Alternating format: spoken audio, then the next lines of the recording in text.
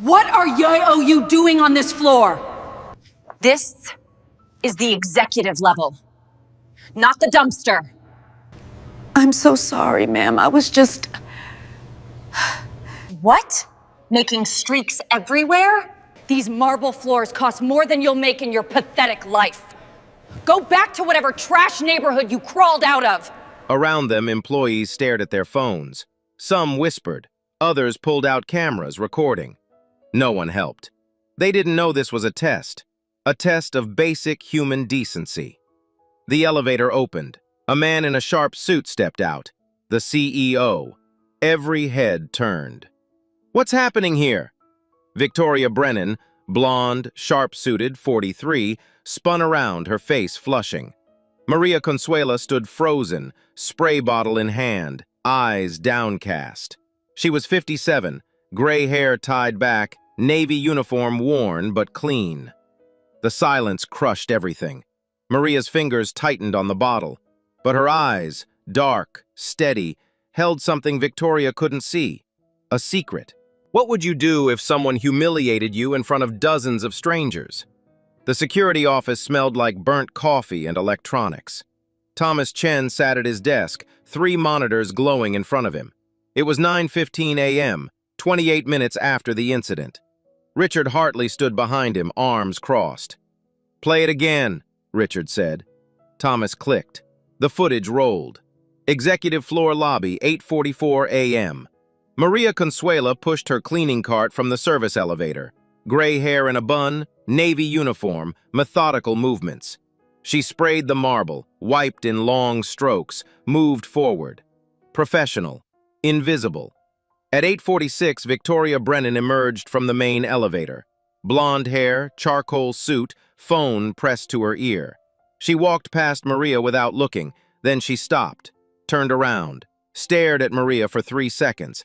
Victoria reached into her bag, pulled out a Starbucks cup 3/4 full. She glanced left, then right, set the cup on the floor behind her, directly on the marble Maria had just cleaned. She took 1 step back. Her heel caught the cup. Coffee exploded across the floor. "There," Thomas said, pausing the frame. "Deliberate." Richard's jaw tightened. He said nothing. The footage continued. Victoria spun toward Maria, her face transforming into perfect shock and rage. Maria stood 6 feet away, spray bottle in hand, frozen. Thomas switched to audio. "What are you doing on this floor? This is the executive level, not the dumpster." "I'm so sorry, ma'am. I was just what? Making streaks everywhere? These marble floors cost more than you'll make in your pathetic life. Go back to whatever trash neighborhood you crawled out of."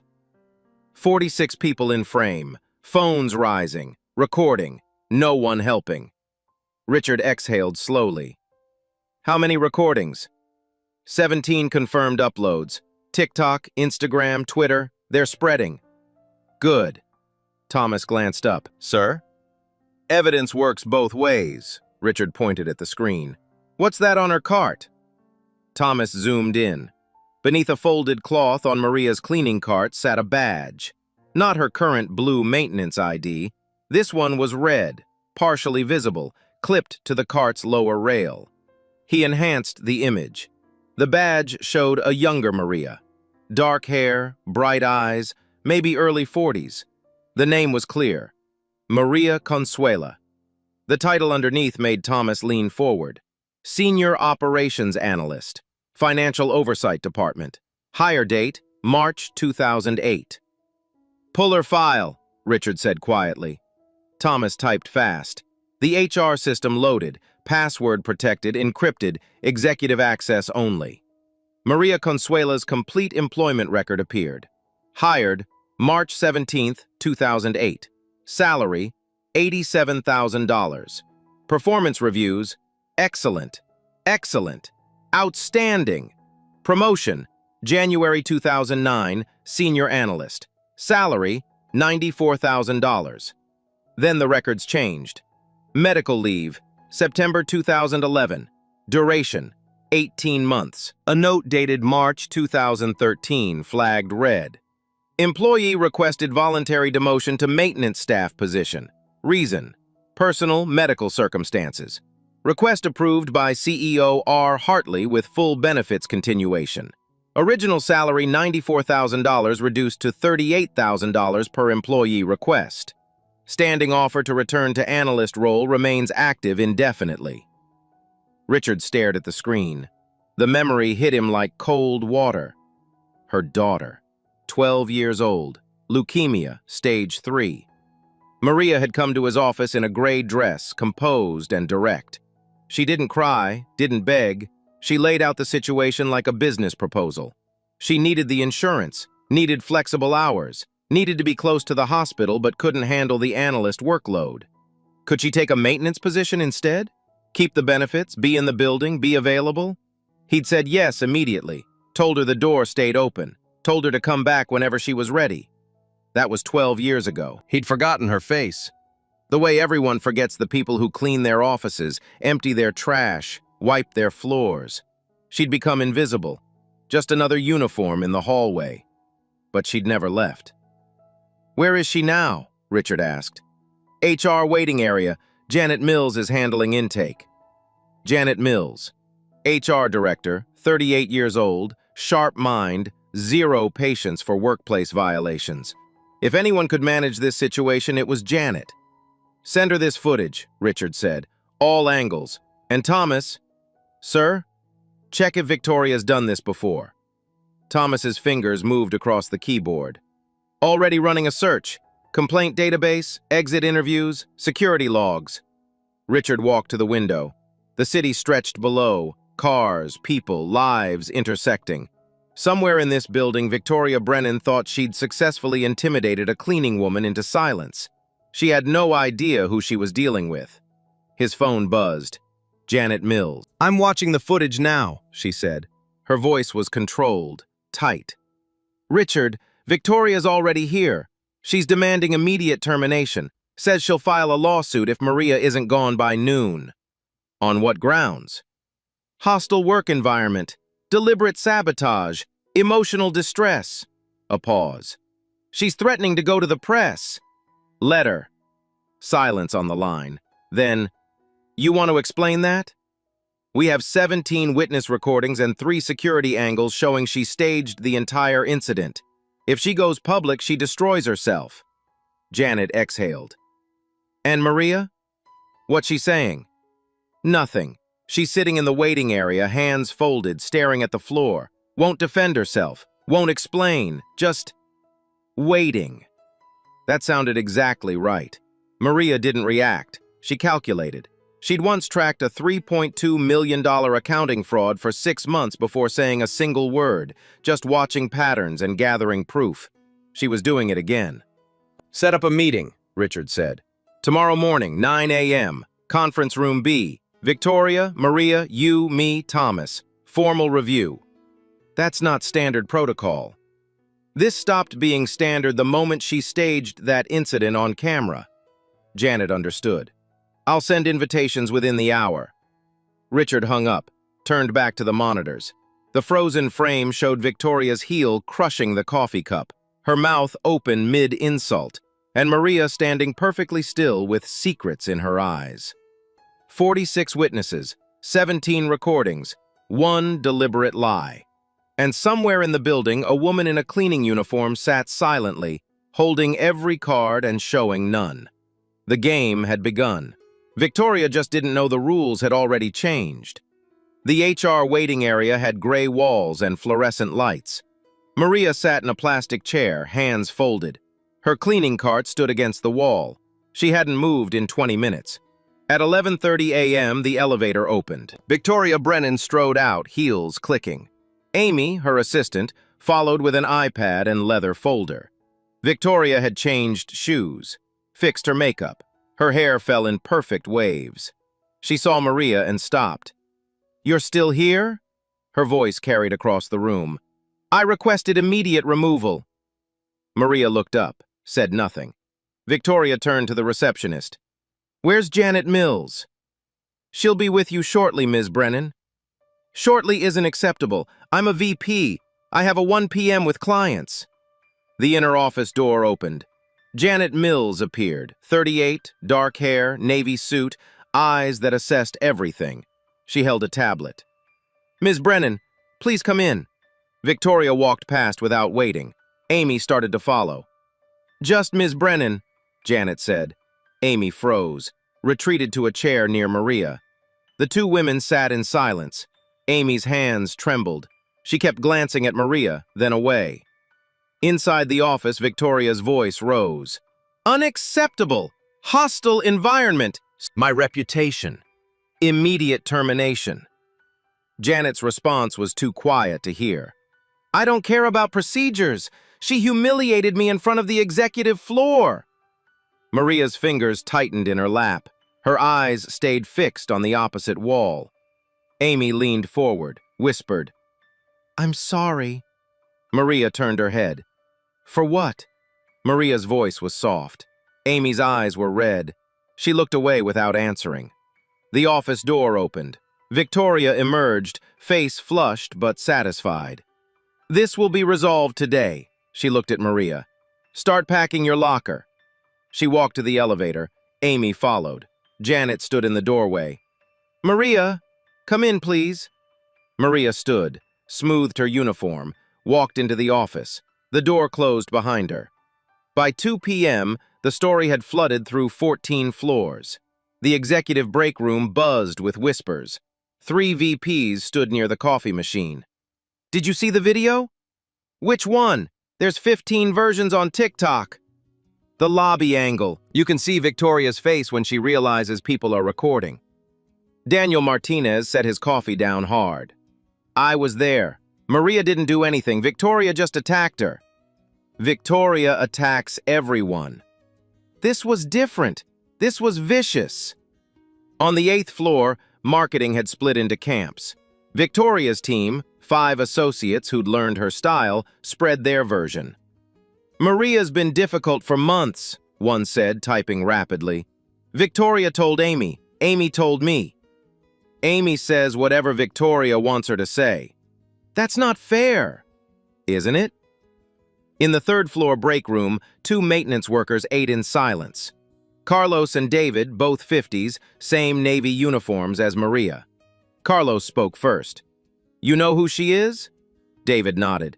"Used to work upstairs, before her daughter got cancer." "She was management?" "Financial analyst. Smart. Real smart." David unwrapped his sandwich slowly. "My sister worked that department. Said Maria caught a massive fraud. Saved the company millions. And now she mops floors. Her choice. Kept the insurance for her kid." They sat quiet. Outside, employees passed with phones out, watching the lobby footage loop endlessly. At 3 p.m., Thomas Chen rolled out new badge protocols. Every executive floor entry now required ID scan with timestamp logging. It looked like routine security. It was evidence collection. By 3:30, Thomas had Victoria's 6-month movement data. 17 complaints against maintenance staff. 9 formal HR reports. 4 employees quit without explanation after conflicts with her. He sent it to Janet Mills. Pattern. On the 10th floor, junior accountant Emily Chen posted to company Slack. "That's Maria Consuela in the video. She trained me 6 years ago, taught me Excel shortcuts that still save me hours. Patient, kind, never made me feel stupid. I didn't know she used to be in finance. I didn't know what she'd been through. But she didn't deserve this morning." 43 reactions in 10 minutes. 3 people shared Maria stories. Covering shifts, finding lost items, staying late after someone's birthday party. Small things, invisible things. Things people forget until forced to remember. Victoria's team posted counter comments, but the momentum had shifted. At 4 p.m., local news received an anonymous tip. Workplace bullying caught on camera at tech firm. They dispatched a reporter. At 4:15, Amy sat in a 6th-floor bathroom stall, crying silently, phone trembling in her hands. At 4:30, Richard sent company-wide email. Effective immediately, all workplace conduct complaints reviewed by 3-person panel: HR, security, executive leadership. We are committed to dignity and respect for every employee, regardless of position. No names mentioned. Everyone understood. Two camps formed by 5 p.m. Pro-Victoria, mostly her direct reports, people afraid of her influence. Pro-Maria. Almost everyone else, maintenance, junior staff, some executives who'd watched the video and felt sick. But Maria herself remained invisible, still in Janet's office, still silent, still waiting. Victoria left at 5:30, chin high, Amy trailing behind like a ghost. She told security she'd be back tomorrow to see this resolved properly. What she didn't know, Thomas had just unlocked archived security footage from 3 months ago. Another coffee incident, different janitor, same deliberate setup. That janitor had quit the next day. No exit interview, no explanation, just gone. Thomas sent the footage to Richard with a timestamp, 11:47 p.m. Richard watched it twice. Then he made a phone call that would change everything. Wednesday morning, 8:45 a.m. Janet Mills sat alone in her office with Maria's employment file spread across her desk. 15 years of records, performance reviews, medical documents, payroll history. She'd been reading for 3 hours. The fluorescent lights hummed. Outside, the city woke. Traffic, construction, morning routines. Inside, silence pressed down heavy. Janet turned another page, then stopped. A letter dated November 2010. Handwritten signature, Richard Hartley, CEO. Dear Maria, thank you for bringing the Brookfield account discrepancy to my attention. Your 6-month analysis uncovered $3.2 million in fraudulent billing that would have destroyed our client relationships. Your thoroughness and discretion exemplify everything we value. Please accept this $15,000 bonus and promotion to Senior Operations Analyst. Sincerely, Richard Hartley. Janet stared at the paper. $3.2 million. Maria had saved them. Quietly, methodically, no fanfare. Then life had crushed her. The next document, September 2011. Medical leave request. Attached hospital forms for Isabella Consuela, age 12. Diagnosis, acute lymphoblastic leukemia. Treatment duration, 18 months minimum. Estimated costs, $847,000. Insurance required. Continuous employment with full benefits. Janet's throat tightened. Monthly medical reports followed. Treatment updates. A supervisor's note expressing concern. HR documentation about FMLA limits. Then the letter that changed everything. March 2013. Maria's handwriting neat and steady. Mr. Hartley, I am requesting voluntary demotion to maintenance staff. My daughter requires ongoing care. I cannot maintain analyst duties while managing her treatment. However, I must keep insurance coverage. I am willing to accept any position that maintains benefits and schedule flexibility. I can clean, organize, assist facilities, whatever is needed. This is survival. I hope to return when circumstances allow. Respectfully, Maria Consuela. Below it, Richard's response in pen. Approved. Benefits maintained. Original position held open indefinitely. RH. Janet set the letter down carefully. She understood now. Maria hadn't failed. She'd sacrificed career, salary, status, visibility, everything for her daughter's life. With dignity. Janet picked up her phone, dialed Richard. Tell me you're seeing this, she said. The Brookfield letter? All of it. The fraud investigation, the medical crisis, the demotion. Janet's voice strained. She saved this company, then gave up everything to save her child. I know. Victoria has no idea. No. She staged that incident against a woman who caught multi-million-dollar fraud by watching patterns for 6 months. Richard's laugh was dark. Ironic. Janet walked to her window. Below, employees entered the building, badges scanning, everyone playing roles. There's more, Richard said. Thomas found archived footage. Victoria did the same thing 3 months ago. Different janitor. He quit the next day. Jesus. No exit interview, just vanished. She's done this before. Repeatedly.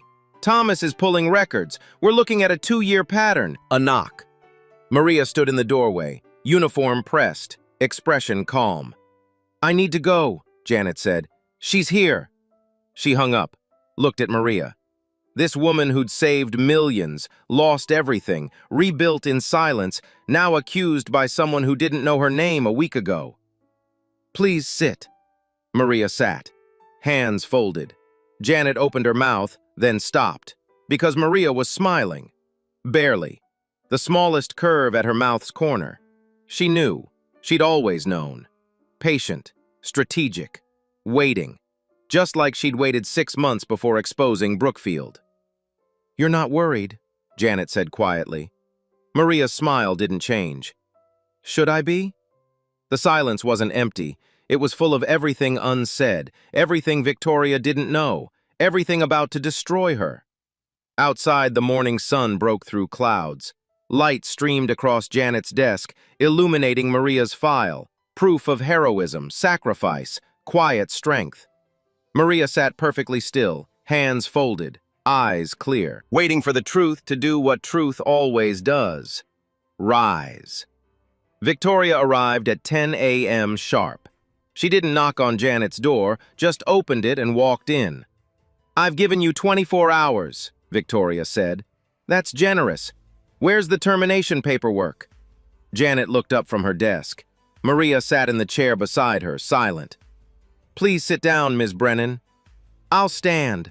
This won't take long. Janet's expression didn't change. Sit down. Something in her voice made Victoria pause.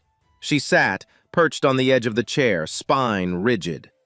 I've reviewed the incident, Janet said, along with security footage, witness statements, and employment records. Good. Then you've seen how she... I've seen everything. Janet's voice was ice. Including footage from multiple angles showing you deliberately staged the incident. Victoria's face went pale, then red. That's absurd. I would never...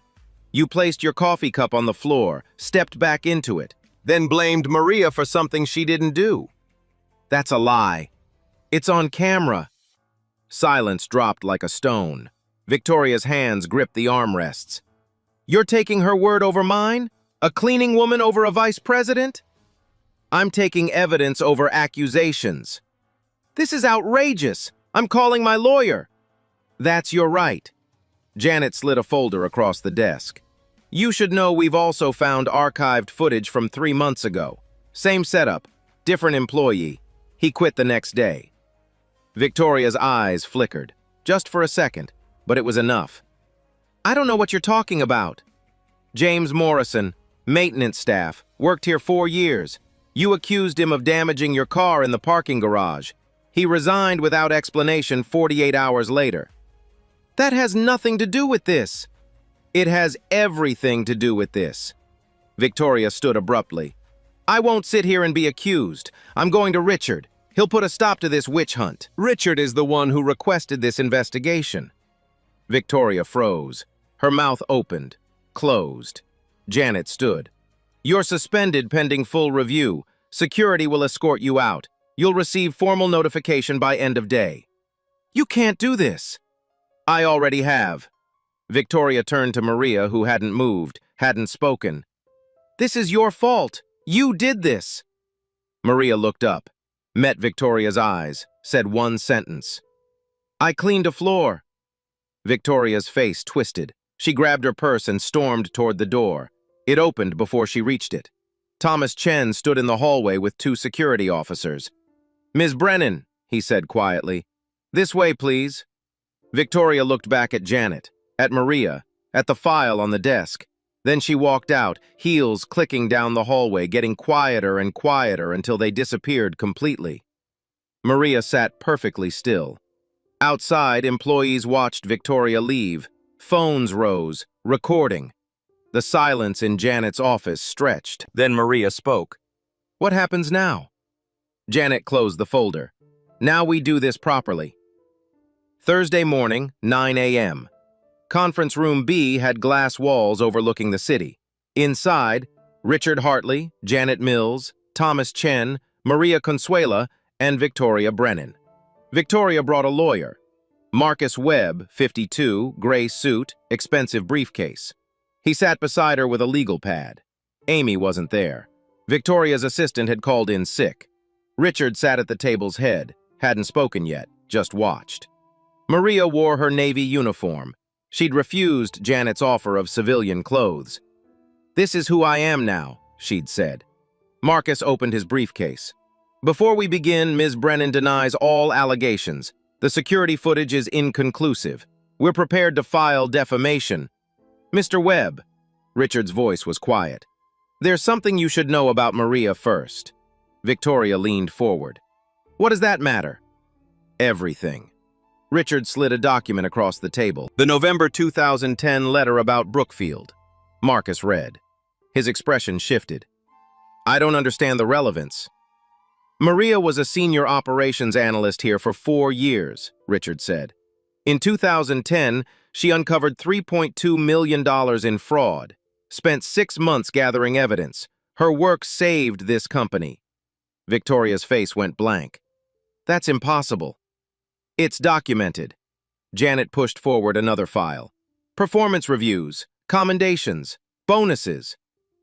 "Then why is she—" Victoria gestured at Maria's uniform. Maria spoke, steady, clear. "My daughter had cancer." Silence dropped. "Stage 3 leukemia, 12 years old. Treatment cost $847,000. I needed insurance, flexible hours, hospital access." Maria looked at Victoria. "So I requested demotion. Mr. Hartley approved it. I kept benefits. My daughter survived." Victoria stared. "You gave up your career?" "I chose my child." Marcus set down his pen, looked at Victoria.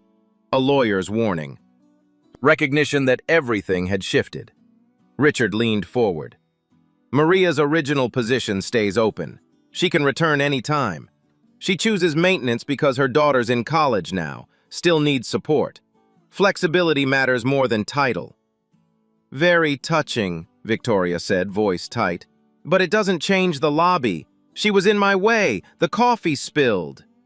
"You placed the cup down yourself," Thomas said. He turned his laptop around. 4 angles. The screen showed Victoria reaching into her bag, pulling the cup, setting it down, stepping back, frame by frame. Undeniable. Marcus closed his eyes briefly. Victoria's hands flattened on the table. "That's out of context." "What context?" Janet asked.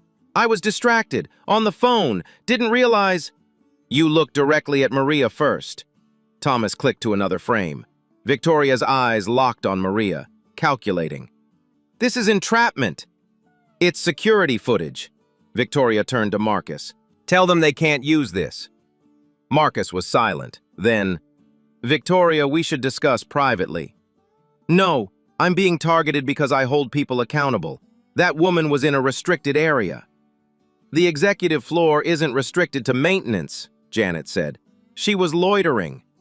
She was working. She was in my way." The words hung. Victoria realized what she'd said. Her mouth closed. Marcus put a hand on her arm. Richard stood. "We're done." "What?" "This meeting is over. You're suspended without pay pending investigation." "You can't." "I can." Victoria stood, chair scraping. "This is discrimination. You're protecting her because of some sob story." "Be very careful," Richard said softly, "how you finish that sentence." Victoria's mouth opened, closed. Marcus stood quickly. "My client has nothing further to say." He guided Victoria to the door. She looked back once. Maria's expression hadn't changed. Calm, patient, waiting. The door closed. Richard sat heavily.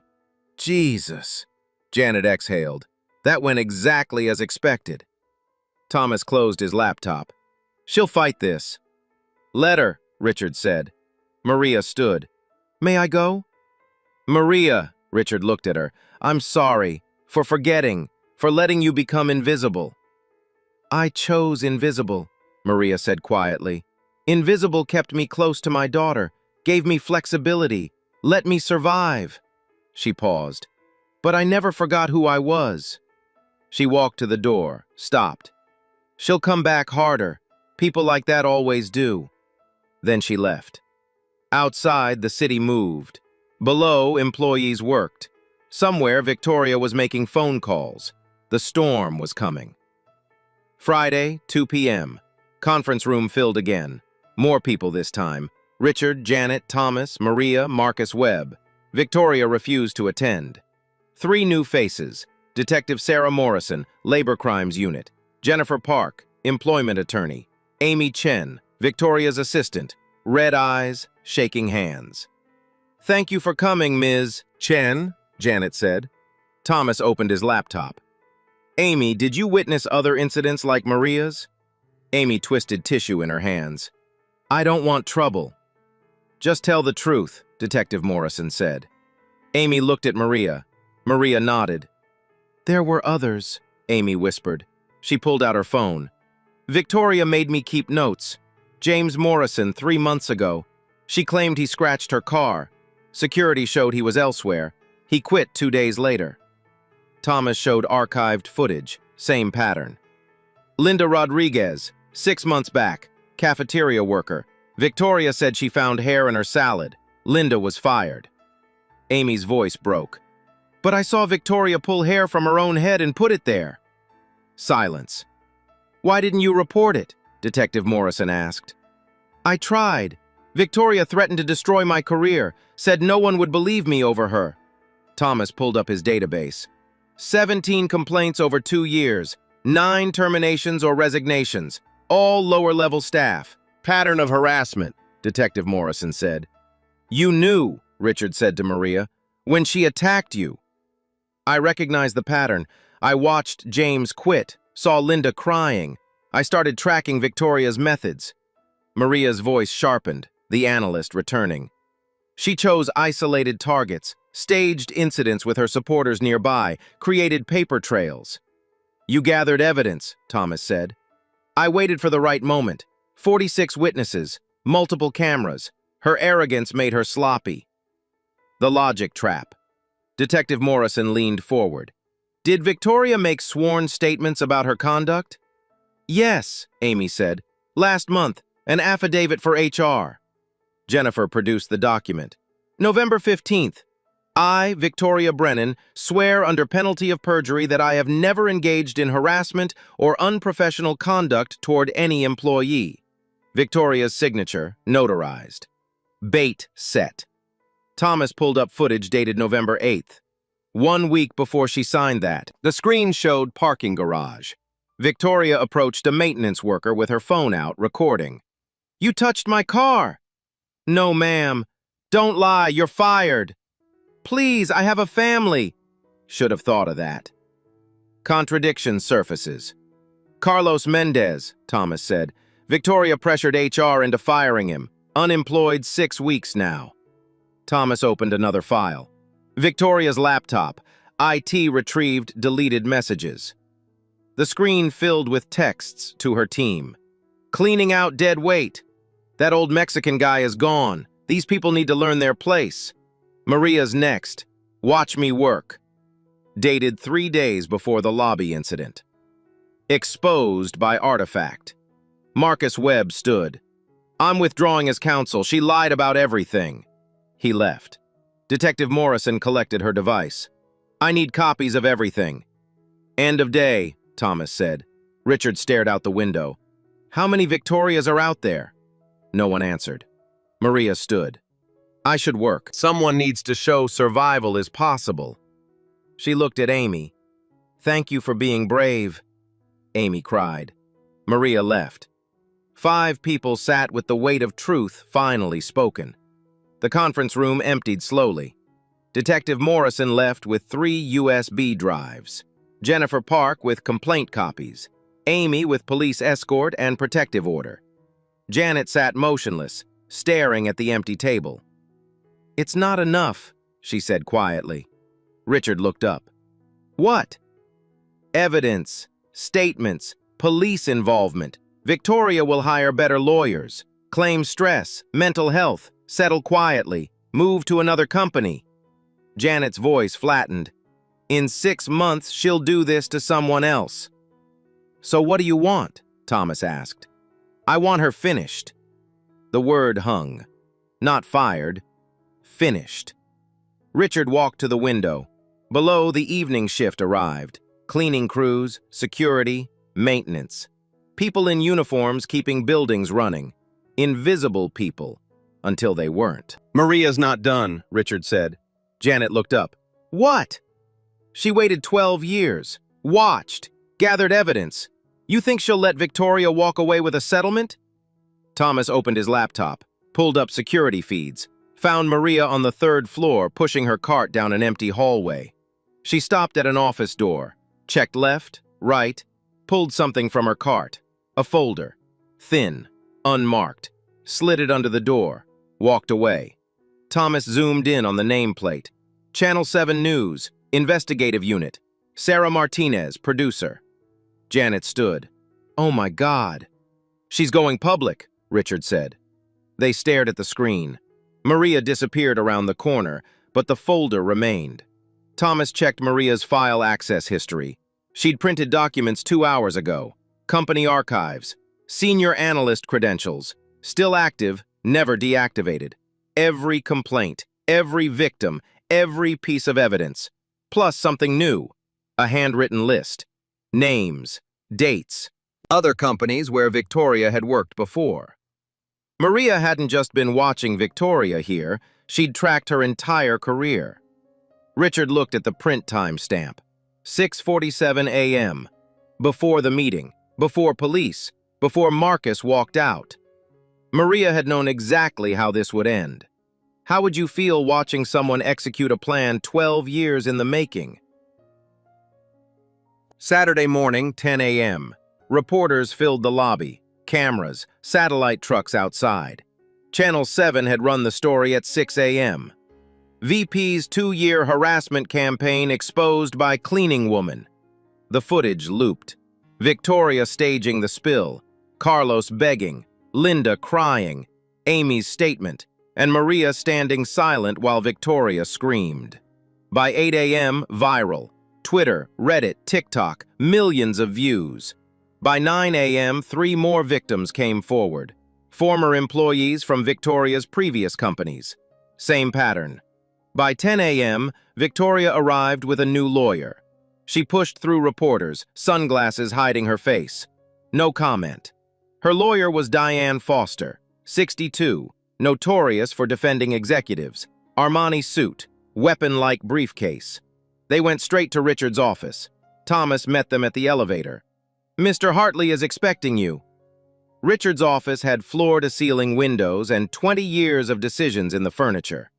Janet was there, Jennifer Park, and sitting quietly in the corner, Maria.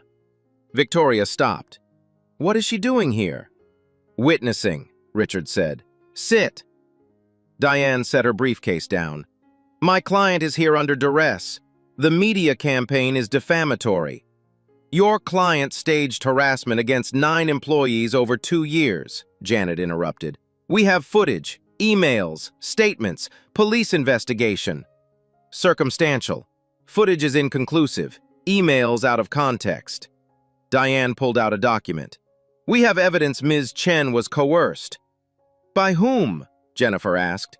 By Ms. Consuela, a disgruntled employee with a vendetta. Maria didn't react. Maria's not disgruntled, Richard said. She's patient. She went to the media, Victoria's voice rose. Leaked confidential information. That's illegal. I want her prosecuted. The information became public record once police got involved, Jennifer said. Maria provided context. She destroyed my reputation. You destroyed your own. Richard's voice was ice. Diane opened her briefcase. We're prepared to settle. My client resigns. You provide neutral reference and sign an NDA. No, Richard said. Victoria's head snapped up. What?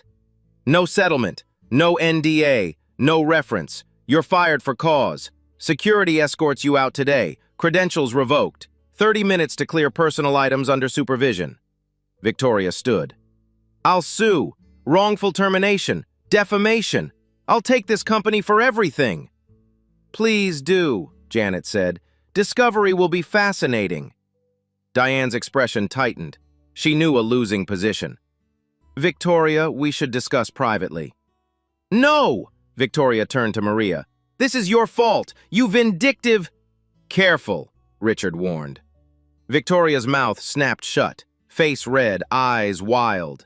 Maria finally spoke, quiet but clear.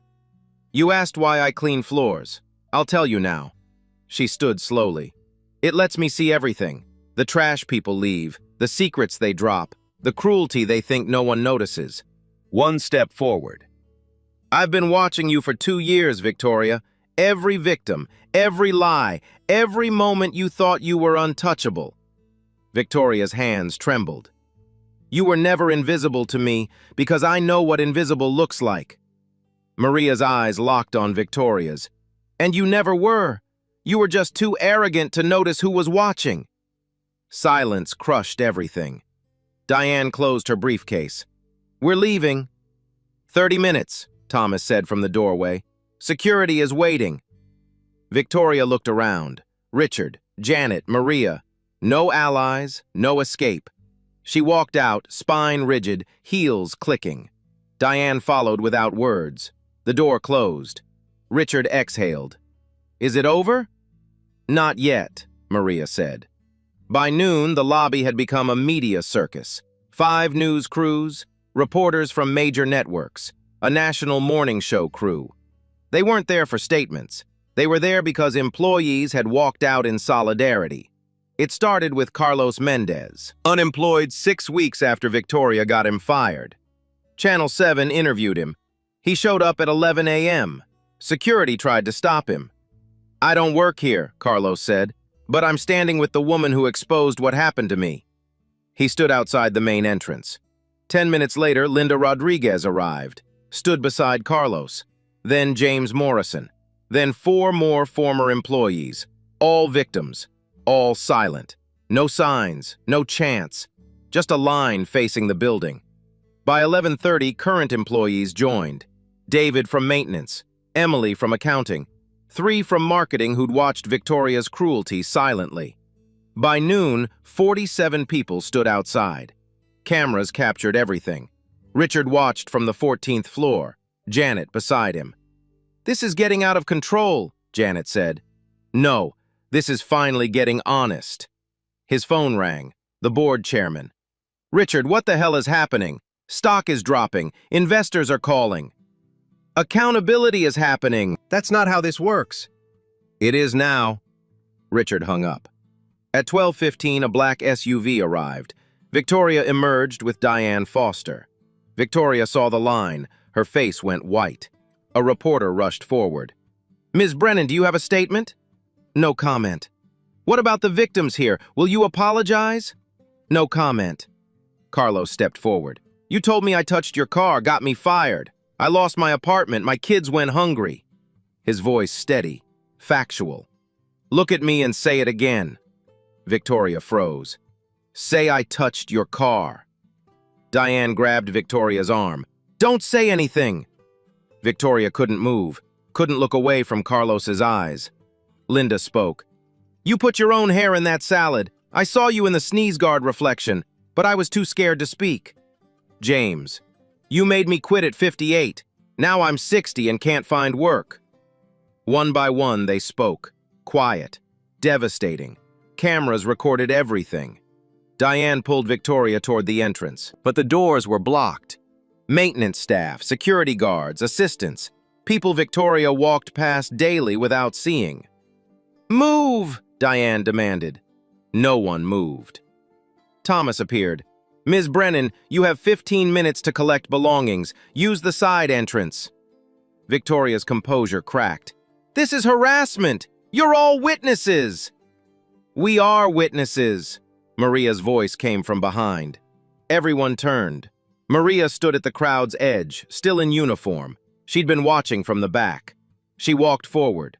The crowd parted, stopped 3 feet from Victoria. You wanted me invisible, Maria said. You wanted all of us invisible, but invisible doesn't mean powerless. It means you're not paying attention. Victoria's hands shook. I never did anything to you. You did it to everyone. That was enough. Camera zoomed in. National television, streaming live. Victoria Brennan, vice president, trapped by the people she'd tried to erase. And Maria Consuela, cleaning woman, standing in the light. The silence lasted 3 seconds. Then someone clapped. Slow, deliberate. Others joined. Not cheering, just acknowledging. Victoria's face crumbled. She fled toward the side entrance, Diane Foster rushing behind. Cameras followed until they disappeared. Maria stood still. The crowd settled, waiting. At 12:47, Victoria emerged from the side door. 2 security guards flanked her. She carried a cardboard box, awards, a mug, a desk plant. Everything that mattered an hour ago. Nothing now. Reporters surged. Ms. Brennan, will you apologize? Do you regret your actions? Victoria kept walking, eyes down. At the curb, she stopped, turned back. Everyone fell silent. Victoria looked at Carlos, Linda, James, Maria. Her mouth opened, closed. Diane whispered urgently. Victoria shook her head, looked at Maria. I didn't know, she said quietly. Know what? Maria asked. Who you were, what you'd done for this company. You didn't ask. Diane pulled her toward the SUV. Maria spoke again. Victoria. Victoria stopped. It wasn't about knowing who I was. It was about knowing I was human. The words landed like stones. Victoria got in the SUV, door closed, vehicle pulled away, gone. Reporters turned to Maria, microphones extended. Ms. Consuela, how does it feel? Thomas stepped forward. Ms. Consuela won't be taking questions, thank you. He guided Maria inside. The crowd parted. In the lobby, away from cameras, Maria stopped. Her hands shook now, adrenaline catching up. Janet appeared with water. Sit down. I'm fine. Maria, sit. Maria sat on the bench, the same one she'd cleaned 1,000 times, drank slowly. Richard came down, looked at the crowd outside, at cameras, at Maria alone on the bench. We need a statement, he said. Not today, Maria said quietly. Let them process. Words won't help. Richard nodded. Janet sat beside her. What you did? I told the truth. You gave them their voices back. Maria looked through the glass. Carlos talking to reporters now, Linda too, James. One by one telling stories, stories buried, silenced, erased. Not anymore. She's not done, Maria said suddenly. Richard and Janet looked at her. Victoria! She'll try to rebuild, find another company, be more careful, more subtle. We can't stop that, Janet said. No, Maria stood. But we can make sure everyone knows. She looked at Richard. I want her name on a list, industry-wide. We can't legally, then I'll do it myself. Richard pulled out his phone, called Jennifer. Draft a reference letter, factual, detailed. Everything Victoria did here, documented, not confidential, public record. Sent it to every major company in the industry. He hung up, looked at Maria. Done. Maria nodded once. Outside, the crowd dispersed slowly. People stayed, talked, shared stories, connected. A movement had started. Small, quiet, unstoppable. Monday morning, 8 a.m. The building felt different, quieter, like poison drained away. Richard called an all-hands meeting. Conference center, 3rd floor, 600 employees, standing room only. He stood at the podium without notes. Victoria Brennan is no longer employed here. Investigation confirmed systematic harassment of 9 employees over 2 years. Silence. I want to apologize to Carlos Mendez, Linda Rodriguez, James Morrison, and everyone who suffered while we failed to see. You deserved protection. You deserved to be heard. We failed you. Someone clapped. It spread, not for Richard, for the acknowledgement. Richard waited for quiet. Effective immediately, several changes. First, Victoria's termination is permanent. No severance, no neutral reference. Her record reflects termination for cause with full documentation available to prospective employers. Approval rippled through the room. Second, we're establishing the Employee Dignity Fund. Starting balance, $50,000 from executive bonuses. It provides emergency support for medical bills, housing, childcare. Applications confidential, reviewed by independent committee. Janet stood.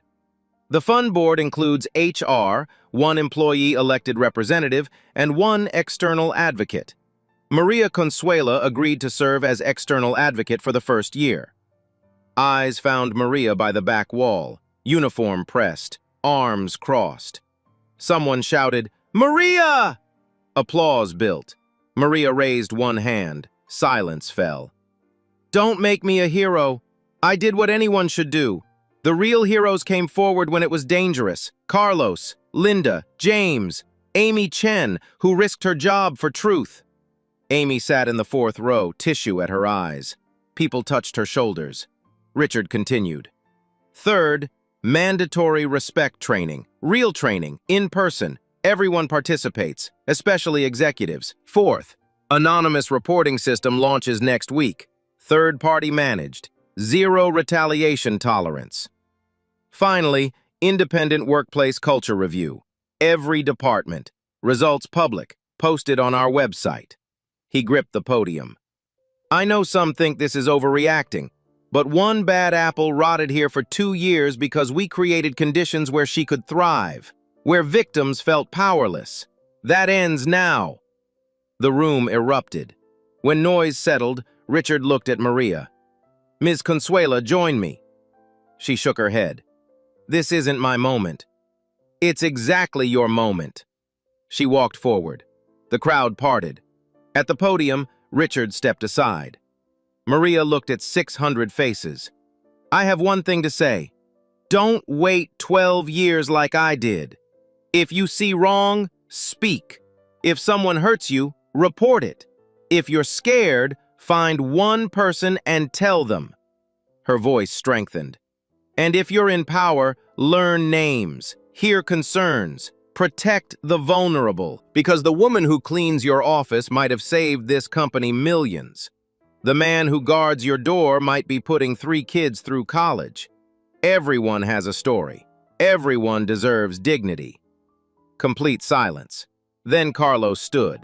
Linda, James. One by one, every person Victoria targeted rose. Others stood in solidarity. 10, 20, 50, 100. Soon the entire room stood, not applauding, just witnessing, acknowledging. Maria stepped down, walked back to the wall. The meeting ended quietly. In the hallway, Emily caught Maria. Thank you. Take care of each other, Maria said. By noon, 3 other corporations announced dignity initiatives. 5 opened investigations into workplace complaints. Victoria's name circulated on private industry lists. Factual information. Companies sharing warnings about toxic leaders. She'd never manage again. And across the city, cleaning staff walked taller. Security guards spoke louder. Invisible people became visible, one voice at a time. 2 weeks later, the changes became real. The Dignity Protocol launched on Tuesday. Every employee received a blue card, pocket-sized, laminated. One side, anonymous hotline number. Other side, 3 rules. Speak up, listen deeply, act quickly. Thomas implemented the new badge system. Manager access tracked interaction patterns. If employees badged out when specific managers entered repeatedly, system flagged it. If sick days clustered around certain supervisors, HR received alerts. Data became protection. Janet hired 4 HR specialists. One job: follow up on every complaint within 24 hours. First week, 37 reports, all investigated. 2 managers suspended, 1 resigned. Message clear: power no longer protected you, truth did. Amy Chen transferred to marketing strategy. Her first project, redesigning company messaging around workplace dignity. She was good at it. Carlos Mendez was rehired. Full back pay. Formal apology. Personnel files scrubbed. He returned Monday. 3 executives stopped to shake his hand. Welcome back, Richard said. Carlos nodded. Good to be here. Linda Rodriguez received settlement, 6 months' wages. The company sent a letter to her new employer clearing her record. She cried reading it. James Morrison became a consultant, 20 hours weekly, advising on maintenance protocols. His first recommendation? Pay cleaning staff 15% more. Give them access to all break rooms. Approved within 48 hours. The Dignity Fund received its first application day 3. Single mother in accounting. Daughter needed emergency dental surgery. Maria approved within an hour. Check delivered by end of day. The woman found Maria afterward. I don't know how to thank you. Pay it forward, Maria said. When you see someone struggling, help them. By week 2, 3 competitors called Richard. Could they review the Dignity Protocol? Adapt it? Richard sent everything. Free. This isn't competitive advantage, he told Janet. This is basic humanity. The independent culture review began. Interviewers on every floor. Employees came in shifts, confidential, recorded only with permission. Difficult stories emerged. Unreported harassment, favoritism, discrimination, quiet cruelties. But also stories of protective managers, supportive co-workers, small kindnesses that sustained people. Review would take 3 months. Results would be public. Unflattering parts included. We're not hiding, Richard told the board. Whatever they find, we own it and fix it. Maria continued regular work, cleaning floors, emptying trash. But now people stopped her. Thank you. You changed everything. My daughter's writing about you for school. Maria accepted it with quiet grace. Never made it about her, always redirected to collective effort.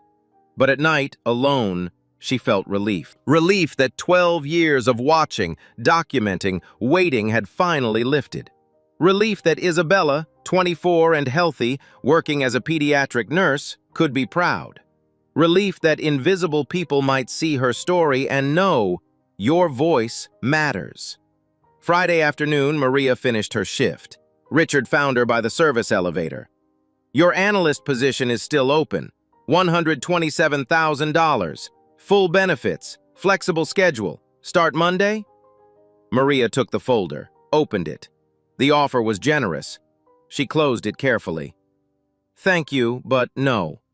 Richard blinked. You're sure?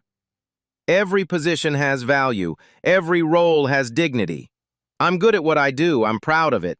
Someone needs to show that choosing this work isn't failure. Richard nodded. Then let me offer something else. Same position. New title. Senior Facilities Specialist. 20% raise. You train new hires on workplace dignity. Maria considered. I'd want to train managers too. Done. She shook his hand. Then yes. Richard walked away. Maria stood alone by the elevator. The building hummed.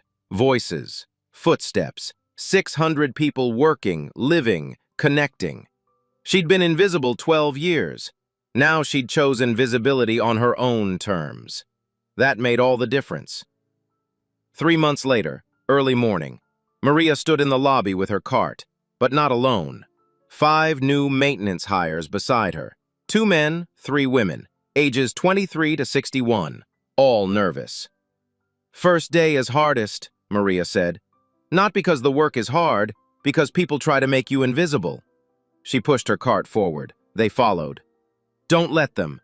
Say good morning. Make eye contact. Use their names.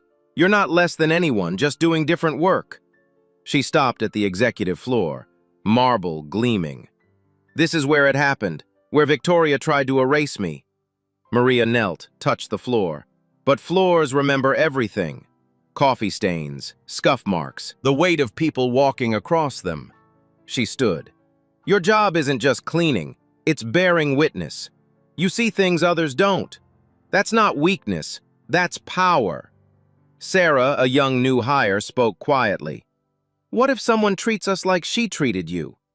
Document, report, speak immediately. Maria met her eyes. Don't wait 12 years. Act. She distributed blue dignity cards. Keep these. The hotline is real. HR responds in 24 hours. The group dispersed. Maria watched them go. Richard appeared. You're good at this. I've had practice being invisible. You were never invisible. We were blind. She nodded. Below, the city woke. Thousands of buildings, millions of workers, cleaning staff, guards, cafeteria workers, invisible people keeping everything running. Maria pulled out her phone, typed to the group chat. Victims, staff, allies across the industry. Day 94. Still here, still standing, still speaking. Responses came fast. Carlos. Still fighting. Linda. Still healing. Amy. Still grateful. James. Still believing. Maria put her phone away, picked up her spray bottle. The work continued. Always would. But now, when she cleaned, she wasn't erasing herself. She was clearing space for truth. If this story moved you, share it. Not for me. For every person working in silence, wondering if speaking up matters. Show them it does. Tomorrow, when you see service workers, say their name. Make eye contact, see them, because dignity isn't given, it's recognized, and recognition changes everything. Who in your workplace needs someone to stand up for them today?